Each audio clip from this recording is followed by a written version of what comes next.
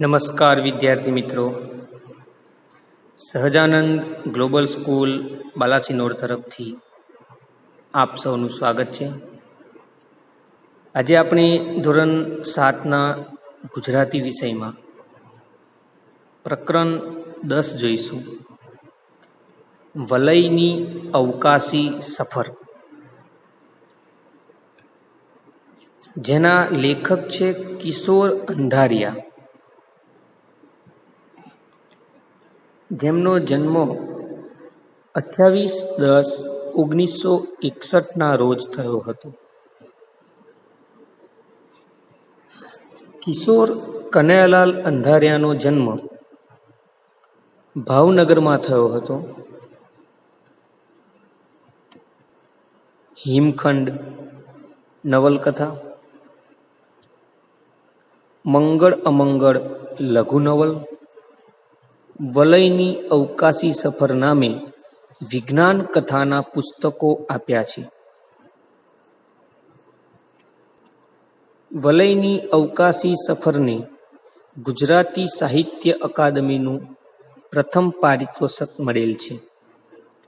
લેખક શ્રી કિશોર અંધારિયાને વલયની અવકાશી સફર, જેને ગુજરાતી સાહિત્ય અકાદમીનું પ્રથમ પારિતોષિક મળેલ છે. ઓકે, વલયની અવકાશી સફર એક રોમાંચક વિજ્ઞાન કથા છે. વિજ્ઞાન કથાનો ઉદ્દેશ ભાષાના માધ્યમ દ્વારા બાળકમાં વૈજ્ઞાનિક દ્રષ્ટિ કેળવવાનો છે. પ્રસ્તુત જે આ વિજ્ઞાન કથા છે એ પોતાની માતૃભાષાના માધ્યમ થકી બાળકની અંદર વૈજ્ઞાનિક દ્રષ્ટિ સંચિત કરવાનો છે. આ કથામાં કિશોરો કેવી રીતે પોતાના અનુભવનું વિજ્ઞાન કામે લગાડે છે એનું ખૂબ જ સુંદર અને સરસ મજાનું વર્ણન જોવા મળે છે. અહીં કેટલાક અવકાશ વિજ્ઞાનને લગતા પારિભાષિક શબ્દોનો પણ આપણને પરિચય મળે છે. તો પ્રકરણ જોઈએ કે શાળાઓમાં ઉનાળુ વેકેશન પડી ગયું હતું. ઉનાળુ વેકેશન અર્થાત કે ગરમીના દિવસોમાં શૈક્ષણિક વર્ષની અંતિમ પરીક્ષા પૂર્ણ થયા બાદ, વાર્ષિક પરીક્ષા પૂર્ણ થયા બાદ પડતું વેકેશન એટલે ઉનાળુ વેકેશન. કે શાળાઓમાં ઉનાળુ વેકેશન પડી ગયું હતું. મે મહિનાની કાજળઘેરી રાત હતી. મે એ તમને ખ્યાલ હશે કે ગરમીનો, સખત ગરમીના દિવસો, એટલે અંગ્રેજી માસ પ્રમાણે મે અને ગુજરાતી માસ પ્રમાણે જોઈએ તો જેઠ મહિનો. તો મે મહિનાની કાજળઘેરી એટલે કે કાજળ એટલે કે મેસ, જે આંખોમાં આપણે નાખીએ છીએ મેસ, પ્રાદેશિક ભાષામાં કહીએ તો આંખોમાં નાખવામાં આવતું કાજળ, પ્રાદેશિક ભાષામાં કહીએ તો મેસ. એવી કાજળઘેરી એટલે કે એકદમ કાળી અંધારી રાત હતી. વિસ્મય અને વિરાટ અત્યારે વલયની અગાસીમાં હતા. યાદ રાખજો, આ વિસ્મય વિરાટ એ જે તે આ પ્રકરણના પાત્રો છે. કે વિસ્મય અને વિરાટ અત્યારે વલયની અગાસીમાં બેઠા હતા. છતની, મકાનની છત ઉપર, ઉપરનો ભાગ. ત્રણેય પાક્કા ભાઈબંધ હતા. અભ્યાસમાં હોશિયાર હતા અને વિજ્ઞાનમાં એમને ખૂબ જ રસ હતો. શામાં, કયા વિષયમાં રસ હતો? વિજ્ઞાનમાં તેઓને ખૂબ જ રસ હતો. ત્રણેય ઉનાળા વેકેશનમાં આજની જેમ જ ઘણીવાર વલયની અગાસીમાં સાથે સૂતા. આની પહેલા પણ ઘણીવાર આ રીતે તેઓ સાથે સૂતા હતા. રાતના લગભગ 12:30 થયા હતા. વલયને ઊંઘ આવતી હતી, પણ પેલા બંનેને નહોતી આવતી. વલયને ઊંઘ આવતી હતી, પણ અન્ય બે મિત્રો વિસ્મય અને વિરાટને ઊંઘ નહોતી આવતી. તેઓ પથારીમાં પડ્યા વાતો કરી રહ્યા હતા. ત્યાં જ વિસ્મયનું ધ્યાન આકાશમાં પ્રકાશિત એક લાલ ટપકા તરફ ગયું. કઈ તરફ ગયું? આકાશમાં પ્રકાશિત એક લાલ ટપકા તરફ વિસ્મયનું ધ્યાન જાય છે, જે નીચેની તરફ આવી રહ્યું છે. તેને બંનેને હાથથી ઈશારો કરી ત્યાં જોવા કહ્યું.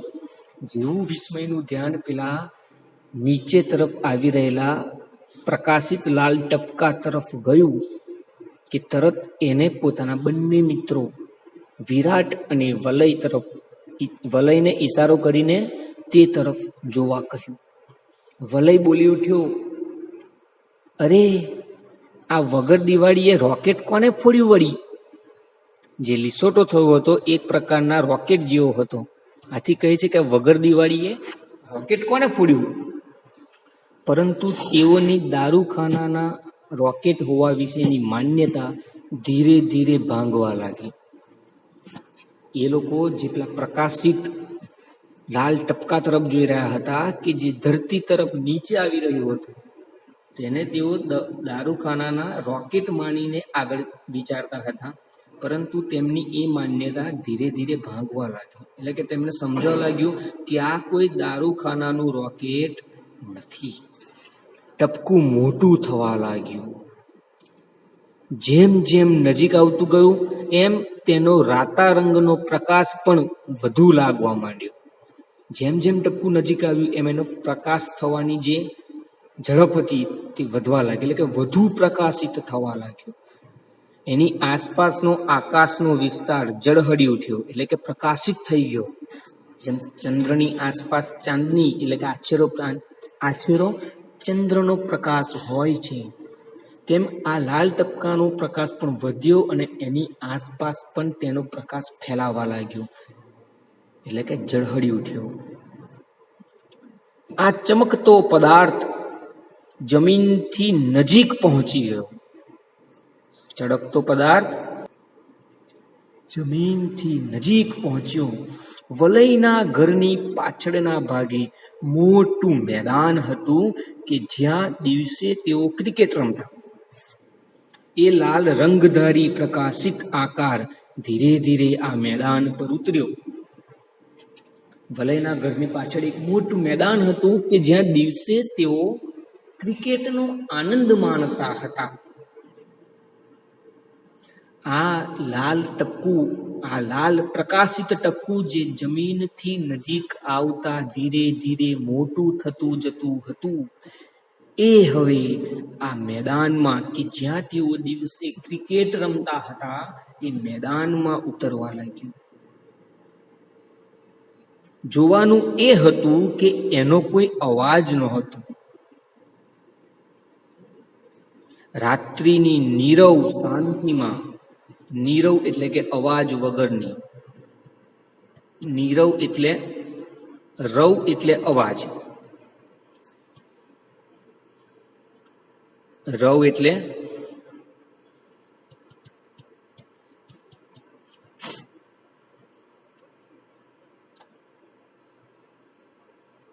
અવાજ અને નીરવ એટલે કે અવાજ વગરનું. નીરવ એટલે અવાજ વગરનું.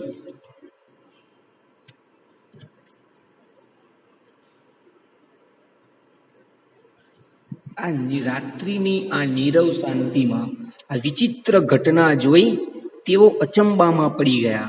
અચંબામાં એટલે કે આશ્ચર્યમાં પડી ગયા, વિમાસણમાં પડી ગયા, આશ્ચર્યચકિત થઈ ગયા.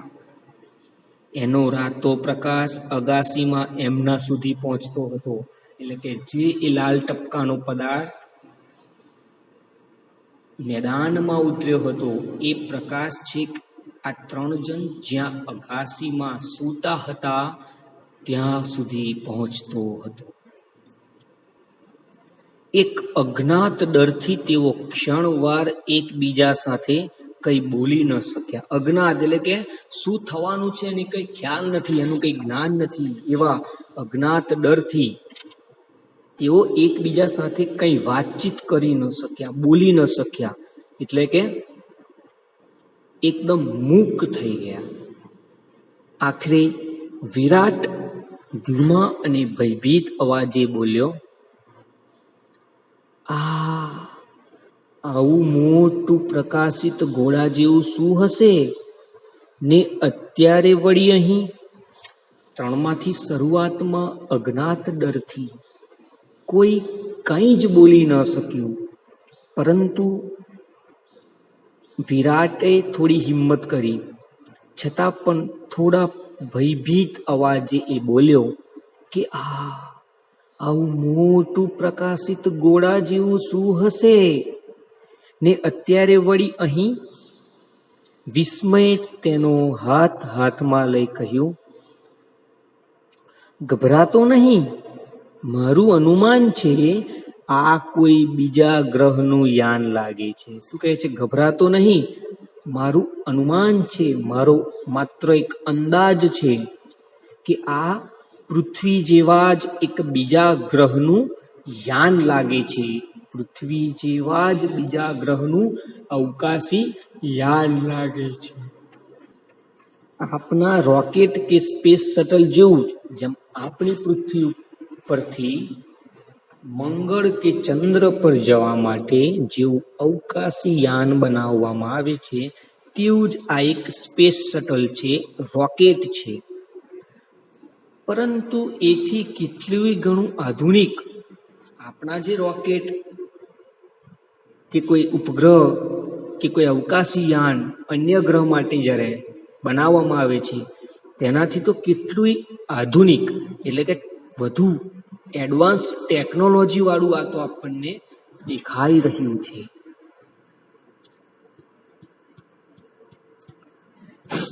વલયે બીજો વિચાર આપ્યો. સૌપ્રથમ વિરાટ અવાજ એટલું બોલે છે કે આટલું મોટું ઘોડા જેવું શું છે ને અત્યારે અહીં શું કરે છે? તો વિસ્મય તરત કહે છે કે ગભરાઈશ નહીં, મારું અનુમાન છે કે આ એક રોકેટ છે જે બીજા ગ્રહનું છે. એટલે વલય તરત બોલે છે કે હું નીચે જઈ મારા મમ્મી પપ્પા અને કાકાને જગાડું. વલય પોતાના મિત્રોને પોતાનો વિચાર રજૂ કરે છે, પોતાના મિત્રો પાસે. મિત્રોને કહે છે કે નીચે જઈ મારા મમ્મી પપ્પા અને કાકાને જગાડું. તો વિરાટે તેને અટકાવી કહ્યું, એવું તો ન જ કરાય, કારણ મોટાઓ આપણે માનીએ તેટલા નીડર નથી હોતા. અર્થાત કે તેઓ આપણે માનીએ એટલા નીડર નથી હોતા, પણ થોડા ડરપોક પણ હોય છે. એવું વિરાટ પોતાનો મત રજૂ કરે છે. કહે છે કે હું નીચે જઈ મારા મમ્મી પપ્પાને આકાશને જગાડું. તો વિરાટ કહે છે કે એવું ન કરાય, કારણ કે વડીલો આપણે ધારીએ છીએ એટલા નીડર હોતા નથી. બીજું, એ ડરના માર્યા આપણને પણ કંઈક કરતા અટકાવશે. કહે છે કે આપણે હિંમત કરીને કંઈક જાણવાનો જો પ્રયત્ન કરીશું તો એ આપણને ડરના માર્યા અટકાવશે. એકબીજાના હાથ પકડી તેઓ અગાસી પરથી બહારના દાદરથી નીચે ઉતર્યા. ત્રણેયના મનમાં થોડો ભય હતો અને સાથે ઘણી બધી જિજ્ઞાસા પણ. થોડોક ભય એટલે કે ડર હતો, અને જિજ્ઞાસા એટલે કંઈક નવું જાણવાની વૃત્તિ પણ હતી. ધીમા પણ મક્કમ પગલે એ આગળ ચાલ્યા. હિંમત કરીને રાતા રંગથી જડાહળા આ રચના પાસે પહોંચ્યા ને ધ્યાનથી જોયું. તેનો આકાર લંબગોળ ઈંડા જેવો હતો. આસપાસ ન વર્ણવી શકાય તેવી વિચિત્ર વાસ આવતી હતી. એક પ્રકારની દુર્ગંધ આવતી હતી. એટલામાં કોઈ જોવા ન મળ્યું, તેથી તેઓએ એની ફરતે ચક્કર મારી નિરીક્ષણ કર્યું એટલે કે થોડુંક જોયું, ફંફોસ્યું, તપાસ્યું. ક્યાંય દરવાજો કે બારી જેવું નજરે નહોતું પડતું. યાન જે હતું ત્યાં કોઈ દરવાજો કે બારી જેવું દેખાતું ન હતું. જાણે એક અખંડ રચના. અખંડ એટલે કે ક્યાંય તમને કોઈ ખંડિત ભાગ જેવું ન મળે, કાપકૂપ ન મળે એવી. અચાનક ભર ઉનાળાની રાત્રિએ રૂમમાં એસી ફૂલ કરી નાખ્યું હોય એવી કડકડાતી ભરી ઠંડીનો અનુભવ થવા લાગ્યો. ઉનાળાની એટલી કાળઝાળ ગરમીમાં પણ જાણે અચાનક કોઈએ એસી શરૂ કરી નાખ્યું હોય એવી ઠંડીનો અનુભવ થવા લાગ્યો. ને અંડાકાર યાનમાં, અંડાકાર એટલે પેલા લંબગોળ યાનમાં કંઈક ફેરફાર થયો, કંઈક હલચલ થઈ. કમળની પાંદડીઓ જેમ ચારે દિશામાં ખુલી જાય એની જેમ ચારે દિશામાં ખુલી ગયું. એટલે કે જેમ આમ કમળ જેમ હોય છે, આમ જેમ કમળની પાંદડીઓ ચારે દિશામાં ખુલતી હોય છે એમ આ યાન પણ ચારે દિશામાં ખુલવા લાગ્યું. હજુ એ કંઈક વિચારે તે પહેલા બીજી જ ક્ષણે એ કોઈ પણ જાતના અવાજ વગર બંધ થઈ ગયું. કંઈક આગળ વિચારે કે હવે શું થશે એ પહેલા તો તરત કોઈ પણ પ્રકારના અવાજ વગર તે બંધ થઈ ગયું. નવાઈની વાત એ હતી હવે તેઓ તેની અંદર હતા. તે કમળની જેમ ખુલ્યું ત્યારબાદ બંધ થયું ત્યારે આ ત્રણ મિત્રો એ યાનની અંદર જ પહોંચી ગયા હતા. તેઓ ખુદ પણ જાણતા નહોતા કે આ કેવી રીતે બન્યું. અંદર પણ રાતો પ્રકાશ ને આ ઠંડી, અંદર પણ એવો રાતો પ્રકાશ દેખાતો, જે બહાર દેખાતો હતો એ જ પ્રકાશ અંદર પણ દેખાતો હતો અને ઠંડી પણ એટલી જ. ત્રણેયનો ફફડાટ વધી ગયો. ત્રણેયનો ફફડાટ વધી ગયો એટલે કે તેઓ વધુ ને વધુ ડરવા લાગ્યા. એક થડકારો અનુભવાયો. તેમને એકબીજા સામે જોયું, એકદમ ગભરાઈ ગયા. ચમક આવી ગઈ, ચમકારો લાગ્યો શરીરમાં, ડરનો ચમકારો. એકબીજાની સામે જોયું, મનોમન સમજી ગયા કે હવે આ યાને જમીન ઉપરથી ઉચકાઈને પોતાનો પ્રવાસ ચાલુ કર્યો. પોતે આ યાનમાં આવી ગયા છે ને યાને જમીન પરથી ઉડવાનું શરૂ કર્યું છે. એ અનુભવ એ સમજાઈ ગયું તેમને. પોતાનું ઘર, પોતાનું ગામ, પોતાનું રાજ્ય, દેશ, ખંડ અને પૃથ્વી સઘળાથી તેઓ દૂર જઈ રહ્યા હતા. તેમને લાગતું હતું કે આપણે પોતાનું ગામ, દેશ, રાજ્ય, પૃથ્વી છોડી રહ્યા છીએ. થોડો વાઇબ્રેશન સિવાય કશો અવાજ ન હતો. થોડીક ધ્રુજારી હતી. વાઇબ્રેશન એટલે કે ધ્રુજારી હતી, એ સિવાય કંઈ જ અવાજ નહોતો. બહાર કંઈ જોઈ શકાય એવી વ્યવસ્થા નહોતી કે આપણે કેટલે ઉપર ઉડી રહ્યા છીએ. કોઈ બારી બારના નહોતા. હતી જાણે લાલ અંડાકાર જેલ. માત્ર ચારે તરફથી એક બંધ આકૃતિ જેવું, આ બંધ રચના જેવી આ લાલ અંડાકાર જેલ હતી. ત્રણેય એટલું તો સમજી ગયા હતા કે આ કોઈ પરગ્રહવાસી એટલે કે અન્ય ગ્રહના લોકોનું આ સ્વયં સંચાલિત યાન હતું. એમના દ્વારા સંચાલિત એટલે પોતે ત્યાં બેઠા બેઠાનું સંચાલન કરતા હતા એવું આ યાન હતું.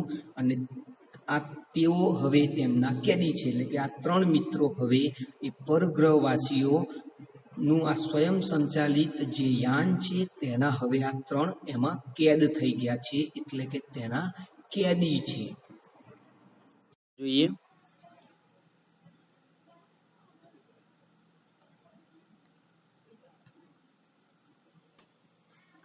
કોણ જાણે કેટલા કલાકો વીત્યા હશે અહીં પહોંચવામાં. કઈ આ જગ્યા હશે, કયો ગ્રહ ને કઈ દુનિયા હશે. પેલા યાનમાં કોઈ નહોતું એટલે કદાચ રિમોટ સંચાલિત હોય, પરંતુ હવે અહીં કોઈક જોવા મળવું જોઈએ ને. ત્રણ મિત્રો વિચાર કરે છે કે કેટલા કલાકો વીત્યા હશે અહીં પહોંચવામાં. કે આ યાન જ્યારે તેમના ગ્રહથી આ પૃથ્વી ઉપર આવ્યું તો આ પૃથ્વી ઉપર આવતા તેમને કેટલો સમય વીત્યો હશે. કઈ આ જગ્યા હશે, કયો ગ્રહ ને કઈ દુનિયા હશે. આ જે પરગ્રહવાસીઓ છે તે કયા ગ્રહના હશે કે પછી કઈ દુનિયાના હશે. પેલા યાનમાં કોઈ નહોતું એટલે કદાચ રિમોટ સંચાલિત હોય કે યાનની અંદર તેને સંચાલન કરનાર કોઈ દેખાતું ન હતું. તો બની શકે કે તેનું સંચાલન તેઓ પોતાના ગ્રહ પર બેઠા બેઠા આ યાનનું સંચાલન કરતા હોય, અર્થાત કે પોતાના ઘરે બેસીને, પોતાના ગ્રહ ઉપર બેસીને આ યાન તેઓ એક રિમોટ કંટ્રોલ દ્વારા આ યાનનું સંચાલન તેઓ કરતા હોય. પરંતુ હવે અહીં કોઈક જોવા મળવું જોઈએ ને. હવે તો અમે યાનમાં આવી ગયા છે, તો અહીં તો કોઈક જોવા મળવું જોઈએ ને. આગળ છે,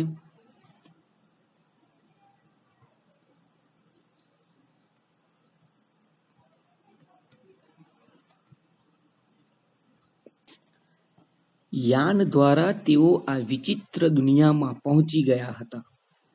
અહીં પણ આછા કે ઘેરા લાલ રંગનું સામ્રાજ્ય હતું.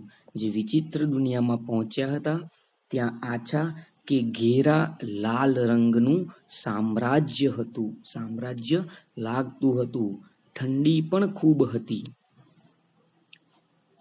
3 મિત્રો કહે છે કે આ વિચિત્ર દુનિયામાં પહોંચી તો ગયા પેલા યાન દ્વારા, પણ અહીં પણ આછા ઘેરા રાતા રંગનું એટલે કે લાલ રંગનું સામ્રાજ્ય હતું.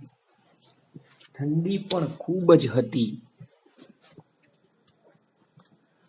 થોડી વાર પછી સામેના ષટકોણાકાર જેવા દરવાજામાંથી એક વિચિત્ર આકૃતિ અંદર પ્રવેશી. થોડોક સમય થાય છે અને સામે એક દરવાજો છે કે જેનો આકાર ષટકોણાકાર છે. ષટકોણાકાર એટલે આ રીતનો, જેને 6 ખૂણા હોય તેવો ષટકોણાકાર દરવાજો, કે જેમાંથી એક વિચિત્ર આકૃતિ અંદર પ્રવેશી. એ ત્રણેય પ્રથમ પૃથ્વીવાસી હતા, જે અત્યારે પરગ્રહી જીવને જોઈ રહ્યા હતા.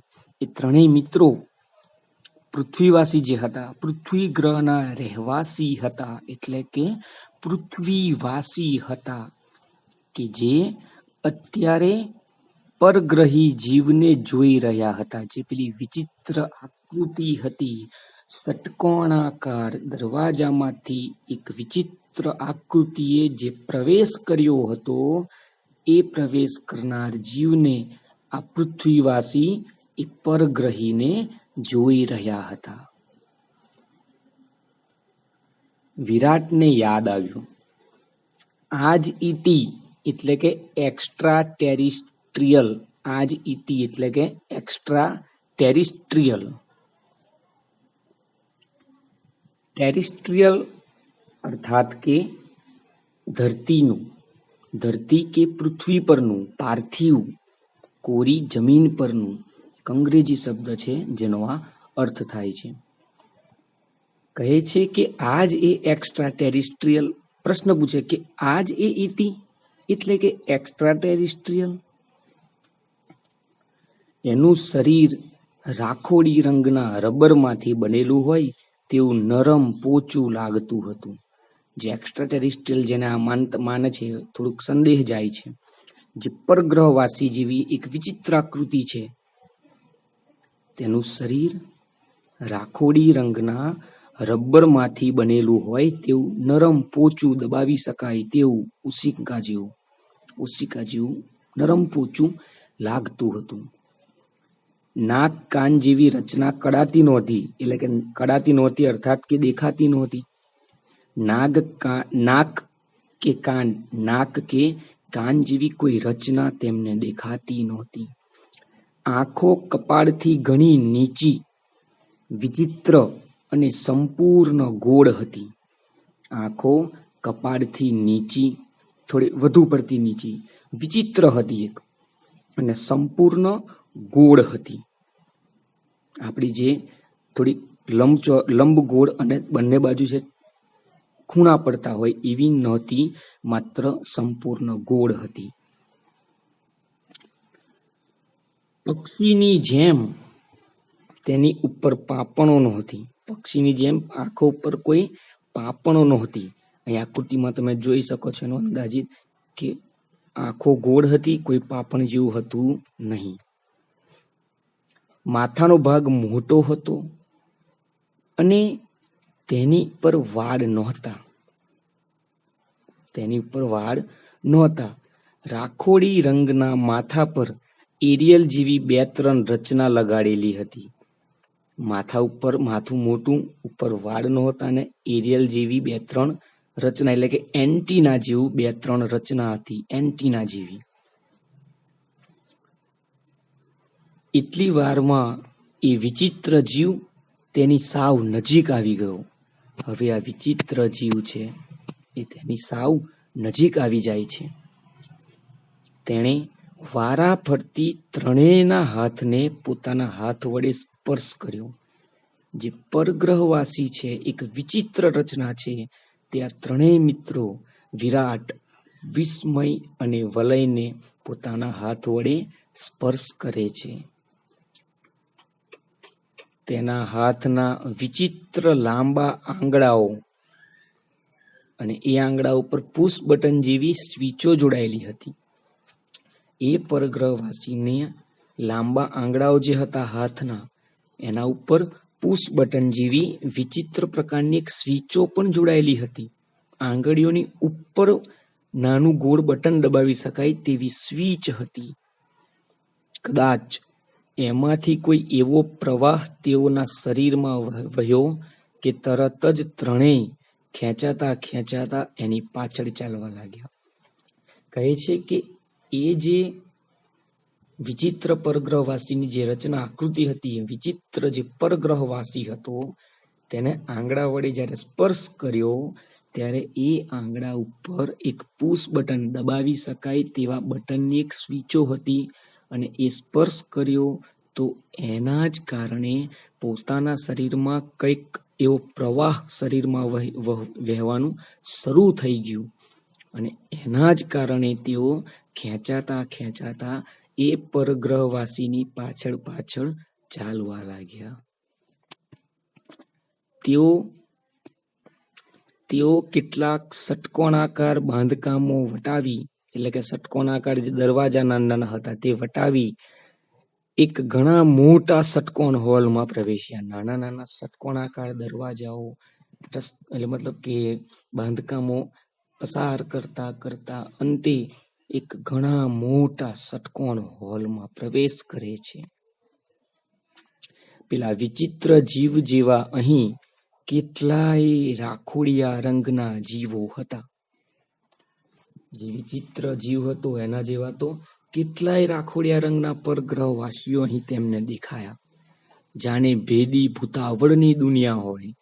ભેદી ભૂતાવળની દુનિયા એટલે કે ભૂતોની દુનિયા, પ્રેતાત્માઓની જાણે દુનિયા હોય તેવું આ ત્રણેયને અહેસાસ થાય છે. હોલના 5 ખૂણામાં એ બધાની વિચિત્ર બેઠક હતી. હોલના 5 ખૂણા હતા એટલે કે હોલ પણ પંચકોણ જેવો હતો. 5 ખૂણામાં એક વિચિત્ર બેઠક હતી. આ પરગ્રહવાસીઓની બેઠક હતી. 6થા ખૂણામાં આવો જ એક જીવ હતો જેની બેઠક વિશેષ ઊંચી હતી. શું કહે છે કે 5 ખૂણામાં નાની બેઠકો હતી, પણ 6થા ખૂણામાં રહેલી બેઠક થોડીક વધારે ઊંચી હતી કે જેની સામે એક ડેશબોર્ડ હતું, મોટી સ્ક્રીન જેવું હતું એક, કે જ્યાંથી તે યાનનું જાણે સંચાલન કરતો હોય તેવું. અને તેની પર કેટલી બટન સ્વિચો હતી. તેના માથા પર બીજા જીવો કરતા વધારે એરિયલના સળિયા હતા. તેના માથા ઉપર અન્ય જીવો કરતા વધારે પેલા એન્ટેના વધારે પડતા હતા. વિસ્મય, વલય અને વિરાટ ત્રણેયને તેની પાસે લઈ જવામાં આવ્યા. જે વિશેષ સીટમાં જે બેઠા હતા, જે પરગ્રહવાસી જે વ્યક્તિ હતો તેની પાસે લઈ જવામાં આવે છે. તેઓ સમજી ગયા કે આ જીવ બધાનો બોસ હોવો જોઈએ, કારણ કે તેની બેઠક બધા કરતા ઊંચી હતી. એની સામે એક એક્સ્ટ્રા ડેશબોર્ડ હતું કે જેની ઉપર કંઈક સંચાલન કરવા માટેની સ્વિચો હતી. અને બધા જ તેની સામે જોઈ રહ્યા હતા, એટલે એમને લાગ્યું કે આ બધા જ પરગ્રહવાસી જે વિચિત્ર આકૃતિઓ છે એ બધાનો હેડ આ પરગ્રહવાસી છે કે જે વિશેષ સીટ પર ઊંચાઈ પર બેઠેલો છે. હવે શું થશે? તેઓને મારી નાખશે કે ગુલામ તરીકે અહીંયા રાખશે? ની વગેરે જેવી અટકળો કરતા આ ઠંડા રતાશ પડતા પરિસરમાં ત્રણેયના શરીરમાંથી ભયનું લખલખું પસાર થઈ ગયું. પેલા મુખ્ય પરગ્રહવાસીની નજીક લઈ ગયા બાદ તેઓને સંદેહ થાય છે, શંકા થાય છે કે હવે આપણને મારી નાખશે કે ગુલામની જેમ રાખશે. આવી બધી અટકળો કરતા કરતા એ ઠંડા લાલાશ પડતા રતાશ પડતા પરિસરમાં ત્રણેયના શરીરમાંથી એક ડરનું મોજું પસાર થઈ ગયું.